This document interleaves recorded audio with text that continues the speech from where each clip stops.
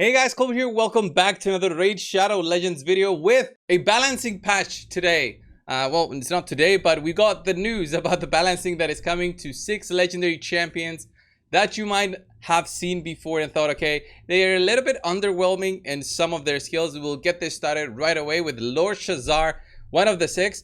Let's go and have a look at Lord Chazar. His Cruel Fate skill damage multiplier will be increased. His Cruel Fate is his A3. The damage multiplier is increased. I'm curious about this because Lord Chazar already is a great champion in terms of the bombs. It is not specified if the bombs multiplier changes or if the actual damage from the skill changes. From what they've sent us today, it just says damage increase to Cruel Fate. Overall, I think the hitting part will have the effect of the damage boost, and then the bombs will remain with their same damage multiplier. Regardless of that, Lord Chazar is one of the better champions in the game at the moment. And I would have never expected him to get that kind of buffs, that kind of buff coming from a balancing patch. But that being said, I'm happy about it. I've got Lord Chazar in my, kit of champions. I don't really use him much, although I do have him built for a bomb team. And yeah, he does work well because he does do a lot of damage. And he's also Spirit Affinity, which helps against those force defenses like Wither and stuff like that. So, next one up in the list is Venus, a champion offered through the 10x. I'm very surprised about Venus being in the list, but it seems that they're changing their overall goal with this balancing changes, is that they're looking to make the champions that apply HP burns better, alright, in terms of the legendary. So her chance at the moment is 75% chance to apply the HP burn, and now they're boosting that to 75% as a base, and then 25% more through the skills. It makes her 100% chance. That's going to help a lot with consistent runs for the spider in terms of applying the HP burn. So, and that's pretty good because she is void affinity. She cannot get a weak hit. So it's all about resistance. And if you get that 3% in terms of having her as a consistent HP burn champion, AoE HP burn champion for the spider. Really love this change. It's going to help a lot of people out there have more consistent runs. Although honestly, it's not like it changes her usefulness at all, because this was already a very good skill. Even at 75%, even with the mastery, she would go to 80%. So it's still a very strong champion. It becomes even stronger, even better. And then her champion that accompanies Venus, her partner champion, Cupid, is the one that I have 4 copies of. I'm so excited about this change because it makes him actually very much better than before. And I wonder if they're gonna give us test server access or if they're just gonna put the patch out immediately, because I really want to test them both out together. It's not like Venus changes a lot, but Cupid is, with this change, not only he gets a damage boost to Flames of Passion here through the multiplier, which was already a high hitting attack. This also becomes 100% chance to apply the HP burn. This is very solid. Plus his passive right here, attacks inflict 25% more damage. It doesn't even need to have the debuffs on targets anymore, but it's only available when Venus is there, and always counter attacks when attacked. This is huge. I think that we're gonna see Cupid more in the Hydra with this patch, and I want to see and try him out in, let's say, the Hard Hydra, the Brutal Hydra. I don't think he's gonna be as useful as other champions for the Nightmare Hydra, but him plus Venus with this always counterattacks, that's very useful because his counterattack will be the A1 skill, which is a big AoE attack, and I really want to see on how that will work in the Hydra.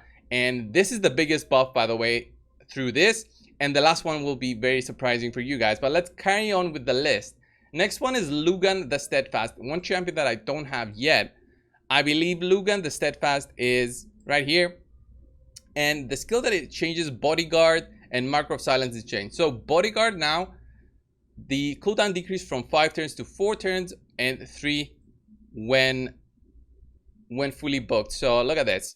Places a 60% increased defense buff on this champion for 3 turns. So this becomes a 3-turn cooldown. He always has the increased defense. Also places a 50% ally protection buff on all allies for 2 turns on a 3-turn cooldown.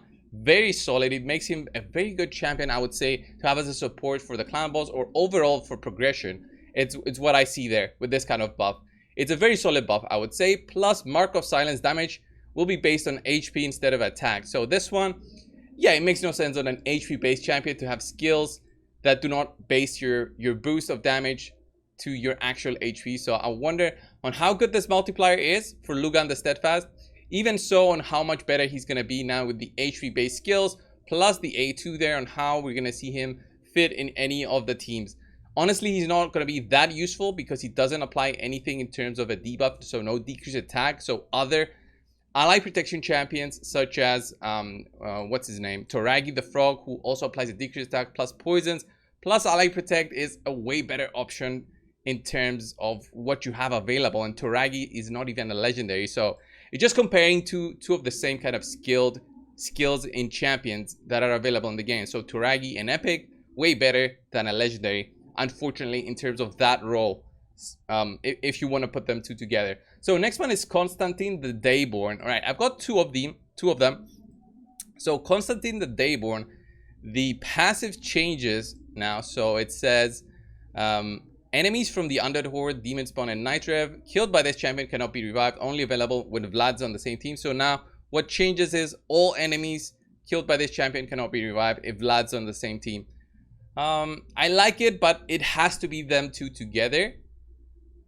I mean, you can use it in kind of an arena team with them two together, but I still don't see how this makes Constantine like a way better champion. It's a solid change, but maybe if they increased a little bit his multipliers on his A2, that would have been amazing to use him as a dedicated nuker plus block revive champion. For a Void though, yeah, I think his skills need to be a little bit better, and especially because he wasn't a fusion or anything. It's just a champion that you get if you're lucky or unlucky like me. I got him twice. So yeah, that's it for Constantine. And then finally, guys, the time that we've been waiting for Jinguan to get a change. Let's have a look at Jinguan. Honestly, I didn't even try playing this champion when he was available on the test server, just because I saw everybody already just saying how bad he is. I thought, okay, he's so bad, I shouldn't even spend time doing a video on him because, well, it's been said already. But let's have a look at the changes. First of all, Doom Exchange attacks one enemy, transfers all debuffs from this champion to the target. So Doom Exchange transfers a random debuff from this champion to the target, now becomes all debuffs. I kind of like that. It's not specific anymore. It's not random. It's all debuffs. That's already looking very, very good. Let's have a look at Compound Calamity. That's his A2 skill. Attacks one enemy, 75% chance of increasing the duration of all debuffs on the target by 1 turn. Of all debuffs on the target by 1 turn, and that's a 2-turn cooldown. That's very good, actually. It's a very, very short cooldown. It's going to make him much more useful even for the clan boss, I would say, with this one. Also places a block active skills debuff for 3 turns if the target's under a decreased accuracy debuff or a decreased critical damage debuff. So 3 turns block active skills. There's not that many champions that apply decreased accuracy or decreased critical damage, to be honest here. So the block active skills won't be that useful in my head right now. Can't think of all the champions that do apply those debuffs. But I like the increase of debuffs on the target, on a single target. I like that a lot. And yeah, the block active skills, it's going to be single target as well. It doesn't change anything on that. And then let's have a look at the passive. Something else changes for the passive. So it says here, whenever these debuffs are placed on an ally, removes them and places block debuffs buff on that ally for 2 turns. What happens now to the passive? It says from all allies, at the end of each turn, wait. At the end of each turn, he will be removing all these debuffs from all allies and placing a block debuffs buff for 1 turn on allies who have debuffs removed. Wow, that's actually amazing. He's gonna be great for the Hydra for the at the end of each turn though. At the end of each of his turns. So it's not gonna be that great, I would say, for, yeah, not gonna be that great. It's still gonna help a lot with cleansing the True Fear. It will be a cleanse. There, it seems that there won't be a cooldown, because the change here from what they told us is for each turn. It doesn't specify if it's gonna have a cooldown anymore. That's not very clear. I hope they kind of make this more clear to us, and that's gonna make it way better. I think Jinguan is gonna get a very solid buff with this. Just the A2 change, I find that it's very good. They didn't touch his A3, which is a double hitting attack. I never tested his multipliers on his A3 to be fair, just to understand on how good they can be. If I quickly check them now, Jinguan, raid, and if I check his multipliers on his A3 and see, Hell Hades website usually has a lot of information of that. It has an average multiplier of 0.14 of the HP, which is it's average in terms of damage. So I would have loved if they changed that a little bit in terms of his potential for damage, but just the transfer of all debuffs and then the change of the increased duration of the debuffs, that's pretty solid. That's pretty solid. It's not two random debuffs, it's all debuffs now. Wow. Okay, overall I like the changes, but I'm more excited obviously for Cupidus, guys, and Venus. I have 4 Cupidus, Cupidi. Where are they? They're sitting right here. I'm so excited to try that out actually when we do have access to anything like the test server. What you guys think of the changes? Who do you want to see change the most? Leave it down in the comments below. I want to see on which champion you have that's sitting in the vault and you're like, come on, Plarium, please change that champion. Let me know, guys. Thank you so much for watching. Subscribe if you haven't. I'll see you in the next one. See you guys.